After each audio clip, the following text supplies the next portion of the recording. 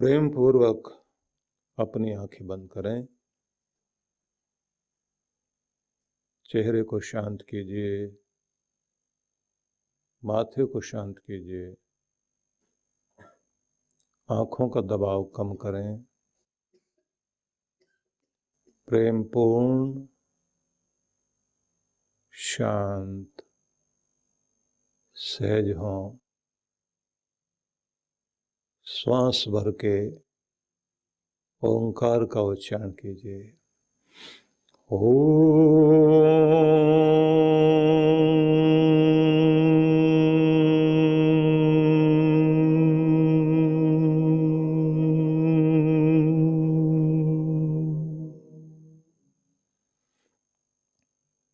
अपने आत्म स्वरूप में स्थित हों।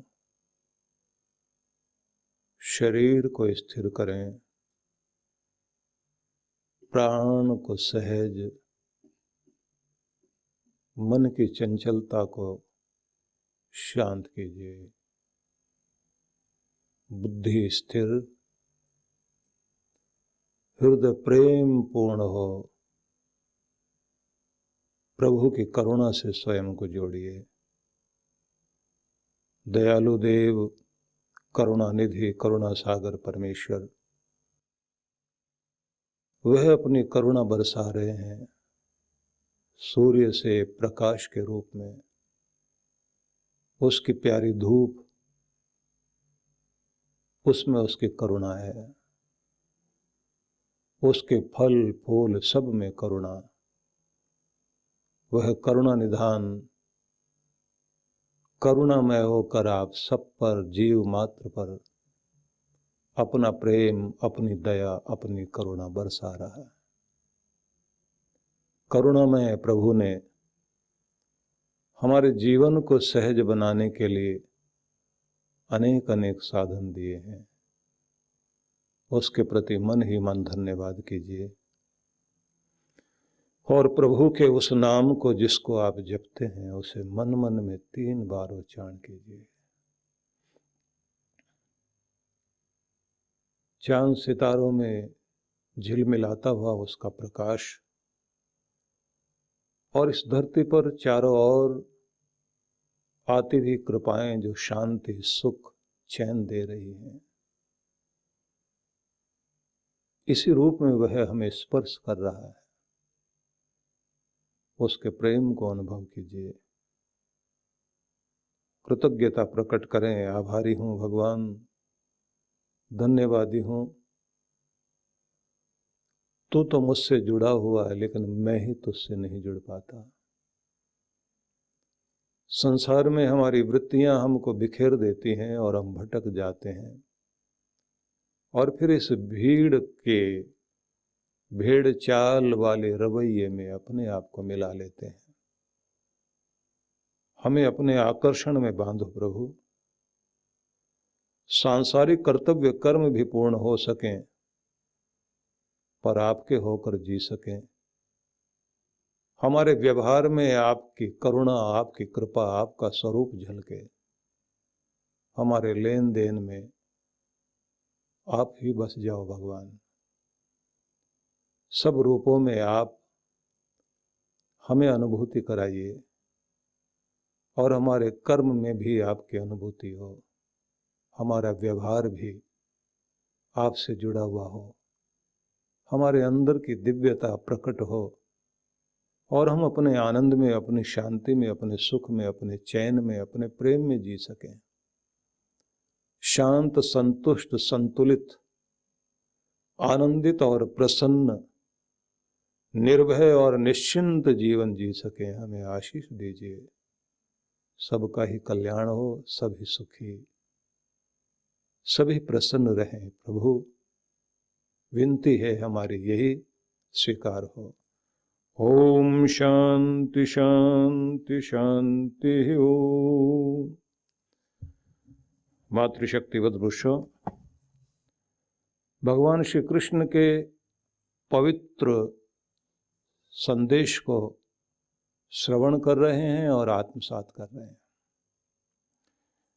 हम सब ने ये जाना कि भगवान श्री कृष्ण ने हमें ये बताया कि प्रत्येक वह व्यक्ति जो अपने जीवन को आनंद से, प्रेम से परिपूर्ण करना चाहता है, तो उस व्यक्ति को योगारूढ़ होना चाहिए।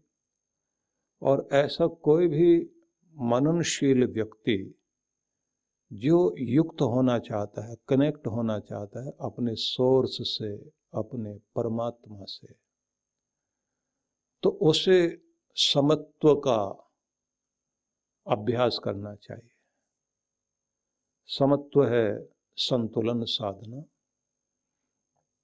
अपने आप को व्यवस्थित करना और लहरों के साथ, संसार की लहरों के साथ न बह जाएं। संसार अपने ढंग से चलेगा, हम अपने आप को संसार के बीच अपने स्वरूप में स्थित कर सकें। अपना स्वरूप जो हमारा निज रूप है, शांति वाला, प्रेम वाला रूप, करुणा वाला रूप। क्योंकि हम निर्दयी हो जाते हैं दूसरों के कारण, दूसरों के प्रभाव के कारण। हमारे अंदर जो चेंज आता है, घृणा का आ जाए, ईर्ष्या का आ जाए, तो वो हमारा रूप नहीं है, वो दूसरों के कारण हुआ है। क्रोध हमारा स्वभाव नहीं है, क्रोध तो हमें दूसरों के कारण, वो सब हमने सीख लिया है। निराश रहना, दुखी रहना, डरपोक बने रहना। हम तो साहसी थे शुरुआत से, प्रेमपूर्ण थे, शांति में थे, आनंद में रूप हमारा है। हम अपने उस स्वरूप से, क्योंकि आनंदो हम निरंजनो हम, जब तक ये भाव नहीं आएगा, जब तक हम इस बात को नहीं समझेंगे।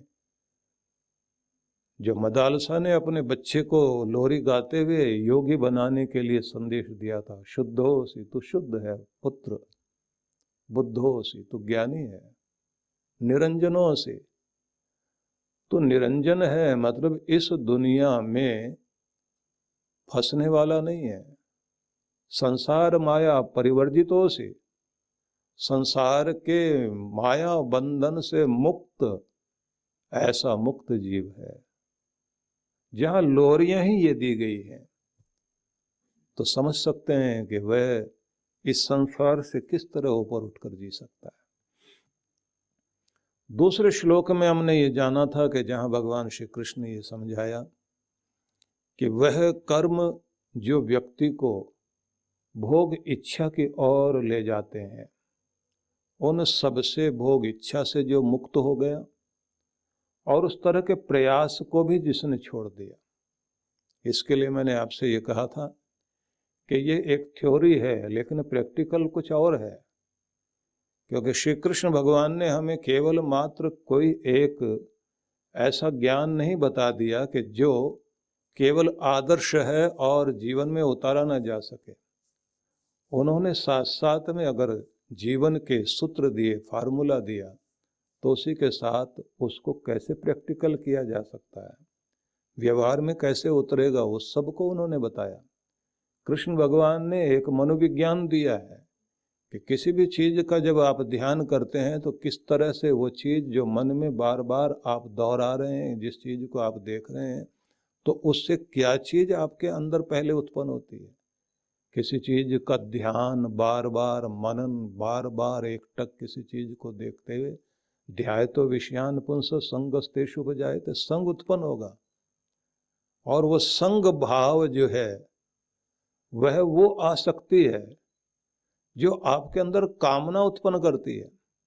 इसलिए कल मैंने आपसे ये कहा था कि प्रथम 15 सेकंड बड़े महत्वपूर्ण होते हैं। जब कोई लहर आपके अंदर जागती है, उस लहर के जागने के समय में जो पहली चिंगारी आपके अंदर आती है, वो 15 सेकंड में जब आप अपने आप को संभाल लेते हैं, तो फिर एक बड़े घटना जो आपके अंदर घट सकती है और आपके द्वारा जो बहुत कुछ करा सकती है, उससे आप वंचित हो जाते हैं। नहीं तो आप कहीं क्रोधी होकर, ईर्ष्यालु होकर, घृणा से भरे होकर बहुत कुछ कर सकते थे आप। संसार में घटनाएं ऐसे नहीं घट रही, संसार घटनाओं का ही एक समूह है। हर पल यहाँ दुनिया में कुछ न कुछ घट रहा है। इसलिए कहा जाता है सम सम सरति इति संसार गच्छति इति जगत। जो लगातार सरक रहा है वो तो संसार है, और जो लगातार गतिशील है उसी का नाम जगत है। इसलिए ये ध्यान रखिए कि जब श्री कृष्ण एक मनोविज्ञान की बात करते हैं तो कितना अद्भुत बताते हैं कि किसी भी चीज को अपेक्षा से देखोगे तो तुम्हारे मन में एक चाह उत्पन्न होगी। ध्यायतो विषयान पुंसस तंगस्तेषु उपजायते संगात जायते काम। संगात जायते काम, किसी भी चीज का संग आपके अंदर उत्पन्न हो गया तो कामना उत्पन्न होगी ही, और उसके बाद वो लहर तीव्र होकर आपको कितने तेजी से अपनी तरफ लेकर खींच कर जाती है। अनिच्छन्नपि वार्ष्णेय बलादिवन योजित, जो अर्जुन ने ये कहा था कि कृष्ण मुझे ये जानना है, न चाहते हुए मनुष्य खींचा चला जाता है। कौन सी ऐसी ताकत है जो हमें खींचकर ले जाती है और हमसे जो है गुनाह करा देती है। तब भगवान श्री कृष्ण ने यह कहा था, काम एष क्रोध एष रजोगुण समुद्भव। काम क्रोध आदि की जो लहरें हैं वो तूफान है, वो आदमी को बहा ले जाते हैं, तूफान में उड़ जाता है व्यक्ति। आप देखिए कि जो आपके देश में उतने बड़े चक्रवात नहीं आते, इतने बड़े तूफान नहीं आते, सुनामी का प्रभाव थोड़ा बहुत देखा है यहाँ, लेकिन जिन देशों में आप देखिए, फिलीपींस में देखिए, अमेरिका के कुछ भागों में ऐसा देखिए जहाँ बड़े भयंकर तूफान आते हैं। 200 की स्पीड से अगर हवा तेजी से चलती जा रही है तो किस मकान का कौन सा कोना उड़ाकर ले जाए, कार को उड़ा करके ले जाए। आपके देश में भी एक बार ऐसा हुआ था, दिल्ली के अंदर चक्रवात आया तो एक स्कूटर उड़ करके और एक बस की खिड़की के अंदर घुस गया। ऐसा लगता है जैसे किसी ने जानबूझ करके घुसाया हो। यूनिवर्सिटी के कैंपस में एक बहुत बड़ा बरगद का पेड़ था, पूरा जड़ से उखड़ गया, लेकिन उसी के सामने एक नन्हा पौधा, लंबे चौड़े पत्तों के साथ, चिकने पत्ते उसके, और वो हिल रहा आराम से। लोग देखकर मुस्कुरा रहे हैं, इतना पुराना बड़ा पेड़ नीचे धराशायी पड़ा हुआ और ये नन्हा पौधा हरा भरा दिखाई दे रहा है। बड़े खेल हैं उसके। तो तूफान जिस तरह से आते हैं, उखाड़ कर जड़ से लेकर जाते हैं, तो आपकी जड़ें तो हिलाने के लिए काफी हैं, आपके अंदर बड़े बड़े तूफान हैं। कौन सी चीज कैसे आपको हिला दे आपको नहीं पता लगती। हर आदमी के अंदर एक एनिमल ब्रेन होता है। जब आपका क्रोध वहां तक पहुंच जाता है, 4-4 आदमियों को उठाकर फेंक दोगे आप, और आप कहोगे कि मैंने तुम्हें कहा था कि मेरा जानवर मत जगा देना, मेरे भीतर के जानवर को मत जगा देना। वो पहले से ही मानता है कि अंदर जानवर है। लोग कहते हैं आदमी नहीं है, हैवान है ये।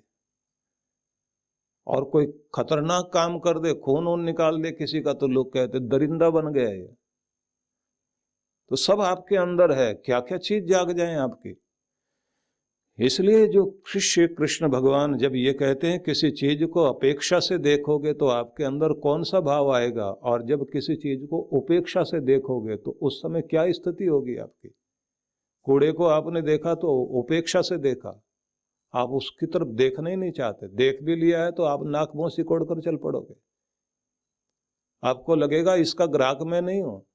लेकिन जिन चीजों के आप ग्राहक हैं वहां आप बहुत ध्यान से देख रहे हैं। ये वाली कार अगर मिल जाए, नया मॉडल आया, नया रंग आया है, ये तो होनी चाहिए मेरे पास।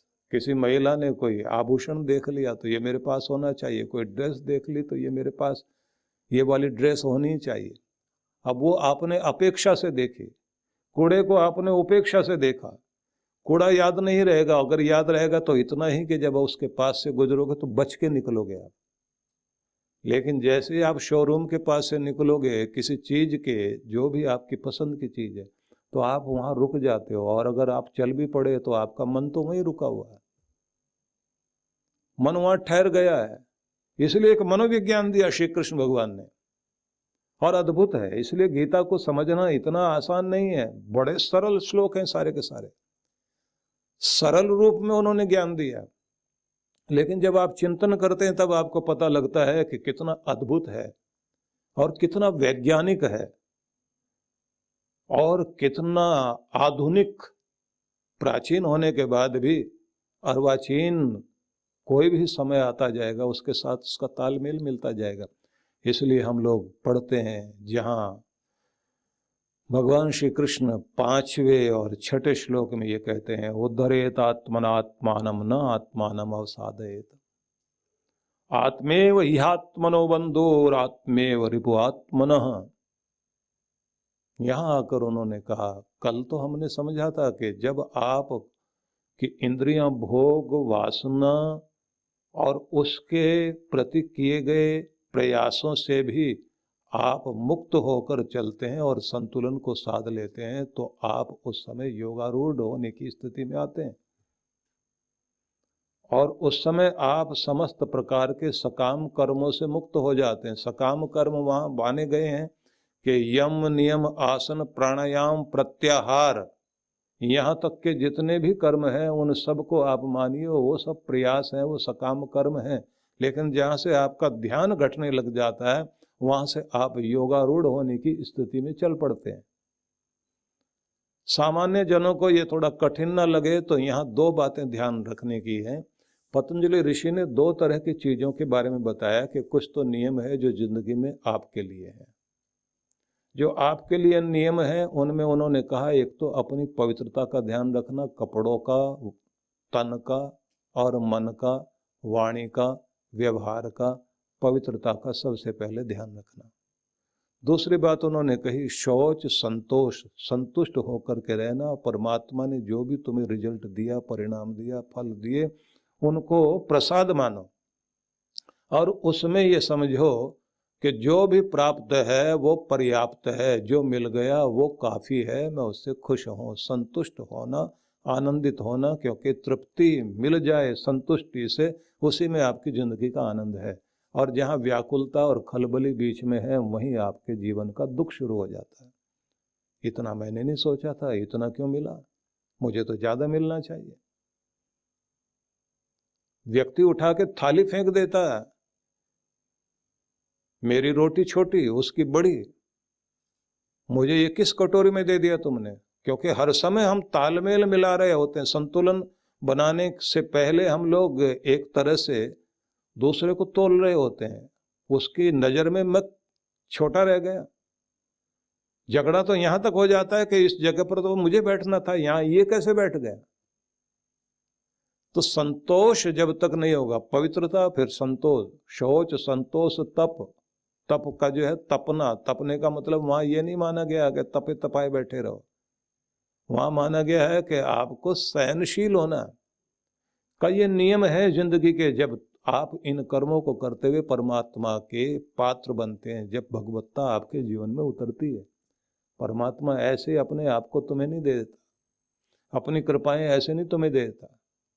तो पहले आपको पवित्रता पर ध्यान देना, फिर संतोष पर ध्यान देना है, उसके बाद आपके अंदर सहनशीलता आए, शौच संतोष तप स्वाध्याय, आत्मचिंतन करना और अच्छे ग्रंथों को पढ़कर अपने मस्तिष्क का नवीनीकरण करना। ये बात ध्यान रखना, हर दिन अपने मस्तिष्क को नया बनाइए। नया बनाने के लिए नया सीखना, नया जानना, सब कुछ हर दिन कोशिश करते रहना चाहिए कि आप पुराने ना पड़ जाएं। पुराने पीले पत्ते पड़ जाएं, पेड़ भी उनको अपने पास नहीं रखता, उठा के तोड़ के नीचे फेंक देता है। आपकी उम्र कितनी भी बढ़ती जाए, लेकिन नयापन मस्तिष्क का पहले आना चाहिए, फिर जिंदगी का। तो सीखो, पढ़ो और आत्मचिंतन करो।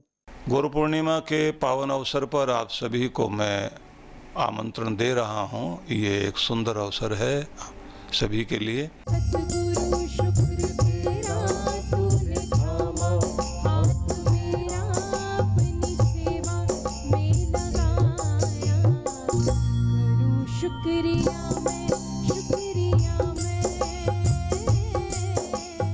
कि जब हम अपनी भीतरी शक्ति को जागृत कर सकते हैं, अपने विषाद को प्रसाद में बदल सकते हैं, अपने जीवन को इस मृत्यु लोक से शिवलोक की यात्रा में ले जा सकते हैं, अपने भीतर के आनंद को जागृत करने के लिए हमारे पास एक सुंदर अवसर है। और इस अवसर का लाभ लेने के लिए सबसे ज़्यादा ज़रूरी है, जहां आप गुरु दर्शन करने के लिए आते हैं उस समय जो है आप अपने आध्यात्मिक लेखा जोखा गुरु के सामने प्रस्तुत करते हैं। उसी के साथ आवश्यक है कि गुरु मंत्र सिद्धि साधना में भाग लें। इसे अमृत मंत्र साधना बोलते हैं। और इसी के साथ में अगर दिव्य शक्तिपात का अवसर भी आपको मिल सके, क्योंकि 9 से 11 तारीख तक का 3 दिन का एक कार्यक्रम गुरु मंत्र सिद्धि साधना का है, जिसे हम अमृत साधना के नाम से जानते हैं, और 1 दिन का कार्यक्रम जो है वो दिव्य शक्तिपात का है। यह हमारे भीतरी चक्रों की शक्तियों को जागृत करने के लिए, तीनों ग्रंथियों की ऊर्जा को ऊपर उठाने के लिए और परब्रह्म परमेश्वर से अपना संबंध जोड़ते हुए, अपना ऑरा स्ट्रॉन्ग करते हुए हम उस जगह पहुंचते हैं जहां से हमें सुख सौभाग्य प्राप्ति के लिए एक कृपा प्राप्त होती है। तो इसके लिए मैं चाहूँगा कि सभी लोग बहुत प्रेम से इसमें आएँ, इसका लाभ लें और कोशिश करें कि अब कोई भी माया का प्रभाव, मतलब जिसमें बहाने होते हैं, जिसमें रुकावट होती है, जिसमें कोई बाधा होती है, उस सबको पार करके पहुंचना है, क्योंकि हमारा दुर्भाग्य ही हमारे लिए बाधा बनता है। हम शुभ के लिए देरी करने लग जाते हैं, अशुभ को उसी समय तैयार हो जाते हैं पूरा करने के लिए। तो आप सबको आमंत्रण है, आइए और लाभ लीजिए।